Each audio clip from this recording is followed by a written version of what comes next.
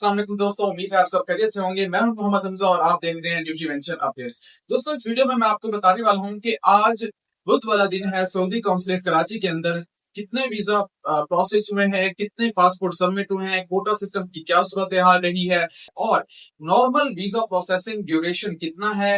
एक दफा date change होने के बाद दोबारा कितने दिनों के बाद आपका वीजा स्टैंप हो सकता है, क्योंकि बहुत सारे दोस्तों के यही कमेंट आए हुए थे। तो मैं दोबारा आपको ये चीज क्लियर कर दूं। सबसे पहले अगर हम बात करें, 30 पासपोर्ट का कोटा चल रहा है। रमा हफ्ते की सूरत हाल की मैं बात कर रहा हूँ। सोमवार वाले दिन भी 30 पासपोर्ट जमा हुए, मंगल वाले दिन भी 30 पासपोर्ट जमा हुए और आज बुध का दिन है, आज भी 30 पासपोर्ट का ही कोटा था।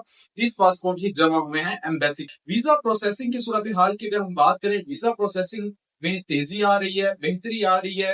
इंशाल्लाह सुनने में आ रहा है कि इंशाल्लाह इंशाल्लाह अगले हफ्ते से कोटा सिस्टम मजीद बढ़ने की उम्मीद जाहिर की जा रही है।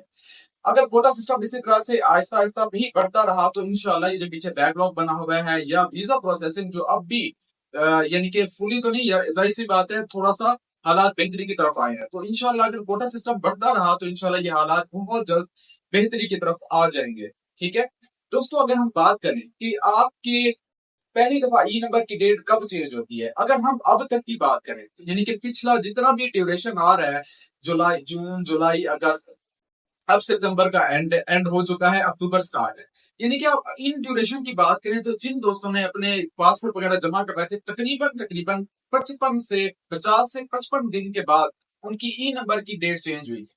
यानी कि पासपोर्ट तब जाके जमा हो रहे थे, डॉक्यूमेंट्स तब जाके जमा हो रहे थे जब उनका मेडिकल एक्सपायर होने वाला होता था। अब चले जाए मेरी पिछली वीडियो पर जाके, जितने भी कमेंट पढ़ेंगे सब दोस्तों का यही कमेंट होगा कि हमारी ई नंबर, हमारा आज मेडिकल एक्सपायर होना था, हमारी ई नंबर की डेट चेंज हो गई, यानी कि अंडर वर्किंग आ गया है। लेकिन अब की सूरत हाल की बात करें, अब क्योंकि अक़द अमल लाजमी हो चुका है, अक़द अमल की वजह से बहुत सारे दोस्त अभी अपना अक़द अमल बनवा रहे हैं, इसलिए पीछे बैकलॉग थोड़ा सा कम हो चुका है, इसलिए पासपोर्ट अंदर यानी कि एम्बेसी के अंदर जा रहे हैं। अच्छा, अगर हम ये बात करें कि एक दफा आपके ई नंबर की डेट चेंज हो गई, पहले ये अब तक होता आ रहा है कि एक दफा अंडर वर्किंग आने के बाद तकरीबन 12 से 15 दिन लग रहे थे। पिछले महीने की मैं बात कर रहा हूँ।